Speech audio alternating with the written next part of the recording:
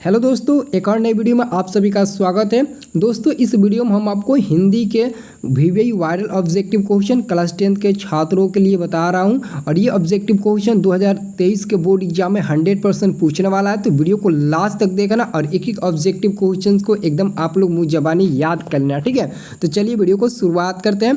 पहला नंबर आपका क्वेश्चन है कि भीमराव अम्बेडकर की मृत्यु कब हुई थी। भीमराव अम्बेडकर की मृत्यु कब हुई, तो यहाँ पर आपका आंसर होगा ऑप्शन नंबर ए 1956 ईस्वी में। भीमराव अम्बेडकर की मृत्यु सन 1956 ईस्वी में हुई थी। और भीमराव अम्बेडकर का जन्म कब हुआ था, आप लोग कमेंट करके हमें बताना कमेंट सेक्शन में, ठीक है। दूसरा नंबर क्वेश्चन है आपका the caste in India their mechanism के लेखक है। The caste in India their mechanism के लेखक है। तो दूसरा का आपका सही उत्तर होगा, दूसरा का सही उत्तर होगा option number C Bhimrao Ambedkar. The caste in India their mechanism के लेखक हैं भीमराव अम्बेडकर। आंसर होगा आपका सी नंबर। अगला आपका क्वेश्चन है तीसरा नंबर क्वेश्चन है आपका नलिन बिलोचन शर्मा की कहानी है। नलिन बिलोचन शर्मा की कहानी है। तीसरा का सही उत्तर होगा ऑप्शन नंबर सी 20 के दांत। 20 के दांत पाठ के लेखक है नलिन बिलोचन शर्मा और 20 के दांत एक प्रकार की कहानी है। तो आंसर याद रखना सी नंबर। चौथा नंबर प्रश्न है कि सेन साहब किस कहानी के पात्र हैं। सेन साहब किस कहानी के पात्र हैं। तो चौथा का आंसर होगा ऑप्शन नंबर सी 20 के दांत। सेन साहब 20 के दांत कहानी के पात्र हैं। एक्चुअली में 20 के दांत के मुख्य पात्र सेन साहब, कासू और मदन ये सभी होगा, लेकिन यहाँ पर वो सब ऑप्शन में नहीं दिया है, सिर्फ और सिर्फ दिया है सेन साहब। तो आपका आंसर होगा सेन साहब 20 के दांत पाठ के एक प्रमुख पात्र हैं, ठीक है। याद रखिएगा आंसर होगा सी नंबर।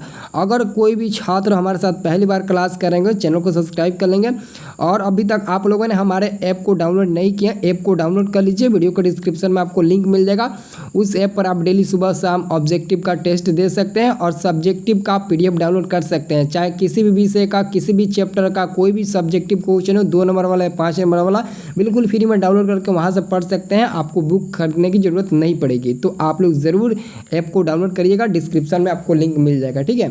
तो चलिए आपका अगला प्रश्न आता है 5 नंबर मेरे प्यारे स्टूडेंट, आपका प्रश्न है कि भारत से हम क्या सीखें, किस साहित्यिक विद्या में है।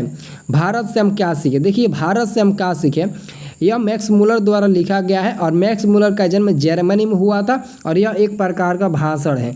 आत्मकथा, कहानी, निबंध नहीं है, बल्कि यह एक प्रकार का भाषण है। भारत से हम क्या सीखें, एक प्रकार का भाषण, ठीक है। छठा नंबर आपका प्रश्न है कि कौन सी भाषा सभी भाषाओं में अग्रजा है। कौन सी भाषा सभी भाषाओं में अग्रजा है। तो छठा का आंसर होगा सी नंबर संस्कृत, जो सभी भाषाओं में अग्रजा है, ठीक है, सभी भाषाओं में मिली जाती है। अगला आपका क्वेश्चन है 7 नंबर, नाखून क्यों बढ़ते हैं। यह प्रश्न लेखक के समक्ष किसने उपस्थित किया। तो छोटी बेटी ने लेखक के सामने नाखून क्यों बढ़ते हैं यह प्रश्न किसने प्रस्तुत किया। तो 7 का आंसर होगा बी नंबर, छोटी बेटी ने, ठीक है, याद रखिएगा।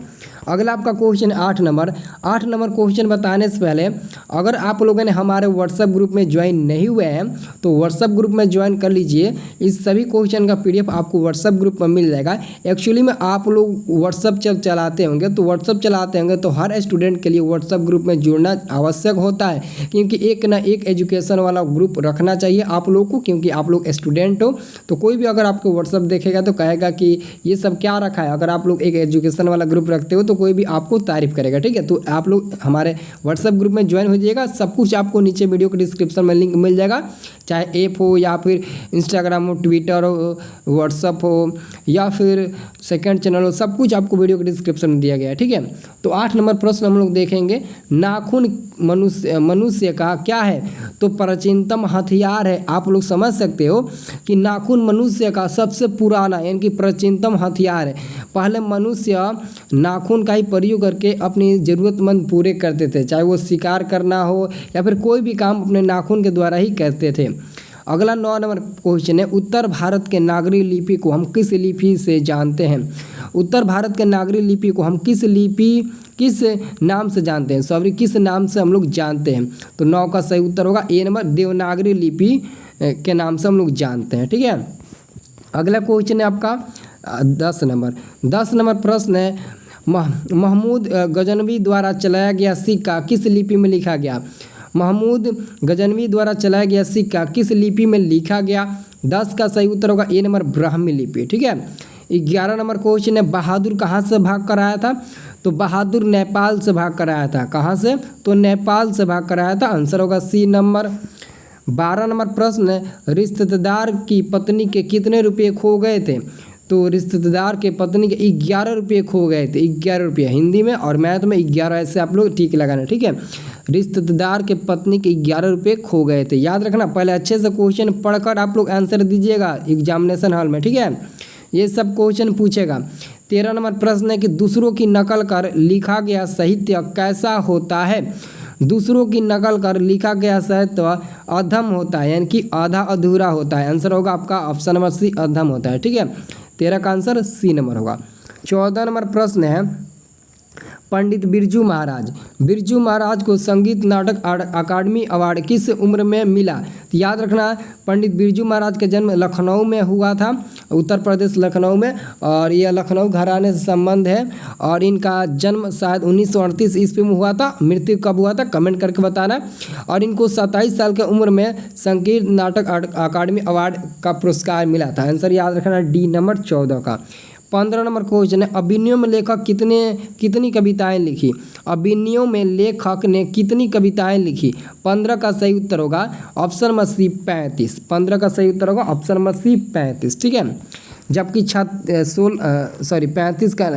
न होगा। जबकि 16 नंबर प्रश्न है, मछली किस प्रकार की कहानी है? तो देखिए, मछली किस प्रकार की कहानी है? देखिए, मछली तो एक्चुअली में ऑलरेडी कहानी है, लेकिन यह किस प्रकार की कहानी को दर्शाता है? तो यह एक सामाजिक कहानी है।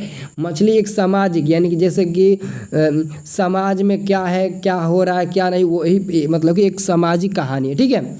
17 नंबर है कि बिस्मिल्लाह खां के मामा का नाम था। बिस्मिल्लाह खां के मामा का क्या नाम था? तो सादिक हुसैन। सादिक हुसैन बिस्मिल्लाह खां के मामा जी का नाम था। जबकि 18 नंबर प्रश्न है कि भारतीय संस्कृति किसका प्रतीक है? तो भारतीय संस्कृति किसका प्रतीक है? तो याद रखना, विभिन्न संस्कृतियों के सामंजस्य का प्रतीक है। आंसर होगा डी नंबर, मानवता का नहीं बल्कि विभिन्न संस्कृतियों के सामंजस्य का। ठीक है। और यहाँ पर 19 नंबर प्रश्न है आपका। 19 नंबर, गुरु नानक के अनुसार किसके बिना जन्म व्यर्थ है? तो राम नाम के बिना जन्म व्यर्थ है। गुरु नानक जी के अनुसार किसके बिना जन्म व्यर्थ है? तो राम नाम के बिना। आंसर होगा डी नंबर 19 का। 19 का डी नंबर। और 20 नंबर क्वेश्चन है, गुरु नानक किस भक्ति धारा के कवि है? तो गुरु नानक निर्गुण भक्ति धारा के कवि है। आंसर होगा ए नंबर, निर्गुण भक्ति धारा के कवि है। 20 का सही उत्तर ऑप्शन नंबर ए होगा, निर्गुण भक्ति धारा के कवि है। अगर आप लोगों को यह वीडियो पसंद आया तो एक लाइक ज़रूर करिएगा, क्योंकि वीडियो में आपको ऐसा ही हमेशा लाता रहूँगा। तो वीडियो को लाइक करिएगा और कमेंट करके बताइएगा कि आपको कैसा लगा वीडियो, कमेंट सेक्शन में ज़रूर बताइएगा। और चैनल को सब्सक्राइब कर दीजिए, क्योंकि आगे मैं आपको पूरा सपोर्ट करूंगा। 450 नंबर लाओ, आप भी टॉपर की लिस्ट में हो, क्योंकि मैं किसी भी स्टूडेंट को ऐसा नहीं बोलूँगा कि कोई भी लड़का फेल ना हो। सब किसी को फर्स्ट डिवीज़न, जिला टॉप, स्कूल टॉपर, गाँव टॉपर, समाज टॉपर और बिहार टॉपर के लिस्ट में आना ही आना है। ठीक है। तो कोशिश करते रहना, कोशिश करने वाले की कभी हार नहीं होती है। आंखें खुली है पर सोना नहीं है। यही टाइम है कुछ करने का मेरे यारों, इसे खोना नहीं है। तो आप लोग इस वीडियो को लाइक करके कमेंट करके ज़रूर जाइएगा।